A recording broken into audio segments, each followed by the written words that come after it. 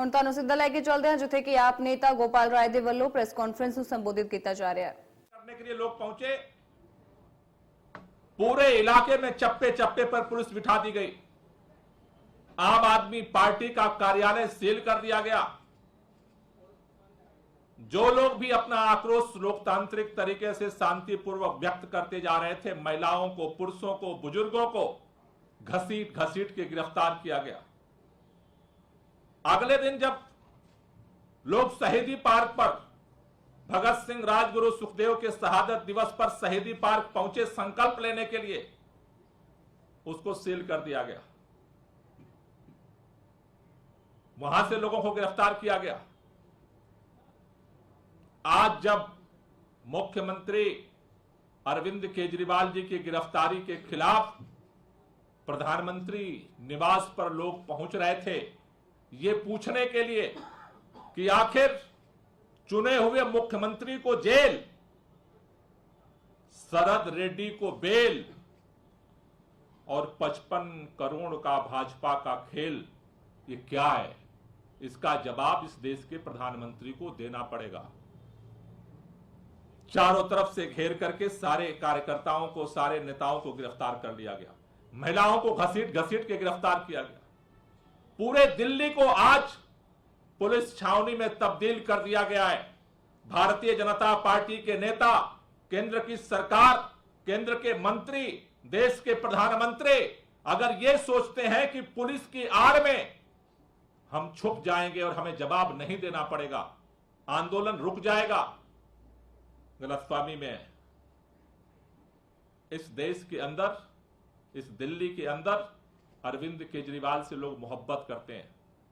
और आपने जिस तरीके से फर्जी केस में अरविंद केजरीवाल को गिरफ्तार किया है, उसका पूरा सच आज देश के सामने आ चुका है। जिसके गवाही के आधार पर आपने अरविंद केजरीवाल को गिरफ्तार कर लिया, उसको बेल मिल गई और आपके खाते में 55 करोड़ रुपए ट्रांसफर हो गए। आपका खेल हो गया। ये नंगा सच आज पूरा देश देख रहा है। आप जिस तरह से पूरे दिल्ली के अंदर 144 धारा लागू करके आज ऐसा लग रहा है कि दिल्ली पुलिस स्टेट बन गया। मैं केंद्र सरकार से कहना चाहता हूं, ये लड़ाई, ये आंदोलन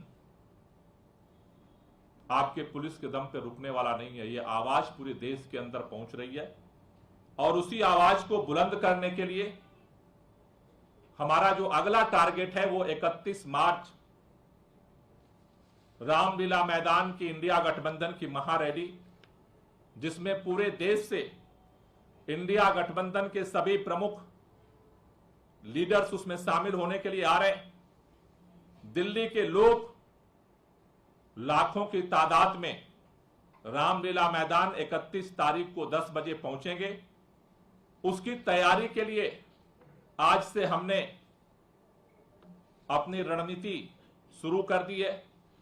अगले 31 तक हम लोगों के बीच में जाएंगे और इस तानाशाही के खिलाफ रामलीला मैदान में आकर के शांतिपूर्वक अपने आवाज को बुलंद करने के लिए आह्वान करेंगे। इसके लिए आज दिल्ली के 70 विधानसभा क्षेत्रों में सभी विधायक, सभी पार्षद, हमारे विधानसभा अध्यक्ष, विधानसभा के पदाधिकारी, वार्ड के पदाधिकारी, मंडल के पदाधिकारी और बूथ के पदाधिकारियों के साथ आज रात तक हम सभी विधानसभा क्षेत्रों में महारैली की तैयारी बैठक को पूरा करने की तरफ हम बढ़ रहे हैं। कल दिल्ली के अंदर सभी 2500 से ज्यादा पोलिंग स्टेशन हैं। उन 2500 जगहों पर कल विधानसभा के पदाधिकारी और हमारे विधायक और पार्षद जाकर के वहां पर जनता के साथ 31 मई के लिए तैयारी बैठक करेंगे। 28 मार्च से हर मंडल की टीम पर एक प्रभारी नियुक्त किया जा रहा है यानी कि 2600 2600 प्रभारी हम नियुक्त कर रहे हैं, हर मंडल पे एक प्रभारी रैली के लिए। और ये 2600 जो प्रभारी हैं, ये वहां मंडल पे टीम बना करके 28 मार्च से घर घर जाकर के रामलीला मैदान में लोगों को आने के लिए आमंत्रण देंगे। साथ ही साथ दिल्ली के अंदर जितने छात्रों के, युवाओं के, मजदूरों के, किसानों के सामाजिक संगठन है, आरडब्ल्यूए है, व्यापारी संगठन है, उन सब लोगों को इस तानाशाही के खिलाफ लड़ाई में रामलीला पहुंचने के लिए इनविटेशन दिया जा रहा है। और सबसे हमारी अपील है, क्योंकि आज अगर ये तानाशाह सरकार अगर चुने हुए मुख्यमंत्री को उठा सकती है, गिरफ्तार कर सकती है, तो कल इस दिल्ली के अंदर कोई नहीं बचेगा जो आवाज उठाएगा। इसलिए आज ये लड़ाई एक व्यक्ति, एक पार्टी, इंडिया गठबंधन की नहीं, इस देश में संविधान और लोकतंत्र से मोहब्बत करने वाले हर व्यक्ति की लड़ाई बन चुकी है। इसलिए सभी लोगों से मेरा निवेदन है कि आप ज्यादा से ज्यादा संख्या में जो संविधान और लोकतंत्र से मोहब्बत करते हैं, वो इस रैली में शामिल होने के लिए रामलीला मैदान पहुंचे। इस पूरी तैयारी के लिए हमने अपने मंत्री और विधायकों में से ऑब्जर्वर्स नियुक्त किए हैं, जो अलग अलग विधानसभाओं में जाकर के इसकी तैयारी की समीक्षा कर रहे हैं, इसकी निगरानी रखेंगे। जो इसके लिए जिम्मेदारी दी गई है उसमें हमारे मंत्री सौरभ भारद्वाज, मंत्री इमरान हुसैन जी, मंत्री राजकुमार आनंद जी, हमारे प्रदेश के उपाध्यक्ष दिलीप पांडे जी, एमसीडी के प्रभारी दुर्गेश पाठक जी, हमारी मेयर शैली ओबेराय जी, हमारे प्रवक्ता संजीव झा जी, प्रदेश उपाध्यक्ष कुलदीप कुमार जी, प्रदेश उपाध्यक्ष ऋतुराज झा जी, प्रदेश उपाध्यक्ष जितेंद्र तोमर जी, हमारे विधायक मुकेश अहलावत जी, प्रदेश उपाध्यक्ष राजेश गुप्ता जी, हमारे साउथ से कैंडिडेट सहीराम पहलवान जी।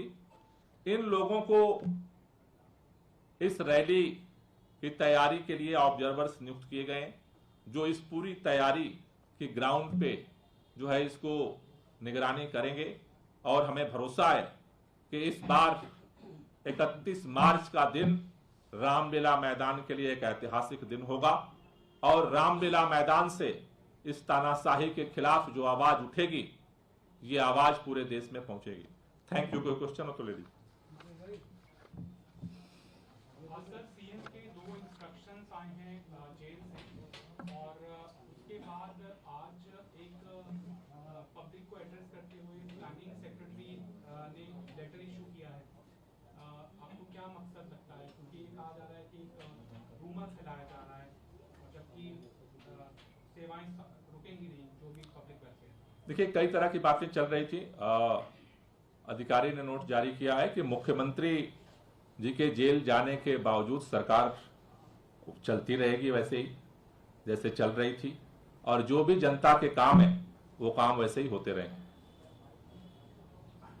सर, आज बीजेपी भी प्रोटेस्ट कर रही है, इस्तीफे की मांग कर रही है, और दिल्ली सचिवालय के पास लगातार उनका प्रदर्शन जारी है। बीजेपी के आरोप पर क्या कहना है? बीजेपी का क्या आरोप है? बीजेपी ने क्या आरोप लगाया? बीजेपी इस्तीफा मांग रही है। किसका? मुख्यमंत्री ने अभी विधानसभा के अंदर विश्वास मत हासिल किया था, तो मुख्यमंत्री के साथ तो पूरी विश्वास मत पूरी तरह से है।